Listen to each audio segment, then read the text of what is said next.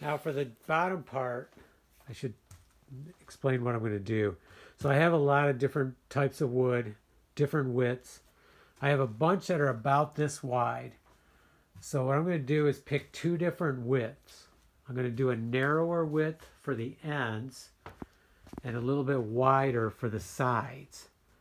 And the reason is, with all the different pieces I have, that way I can get the most out of the lumber, because I'll have two different widths I need. So I'll cut all the wide ones first, and then stuff that's not quite wide enough I'm going to grab for the narrower ones. So I'm going to pick a size for the wider ones, start cutting them, and set anything else aside that is not wide enough for them, but wide. And then I'll choose a size for the maybe a ½ inch narrower for the ends, maybe, or maybe an inch narrower. Maybe I'll do 2 inch and 1 inch. I'm not sure. I think maybe a 2 1/4 and a 1 1/2 would look better. So that's probably what I'll go for and see what utilization works out.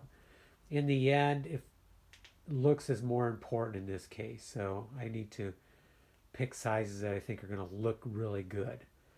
Utilization is important, but it's not the end all in this case, because this is stuff that was left over from other projects. So we'll try to utilize it, but if we waste some has to get wasted. It turns into heating.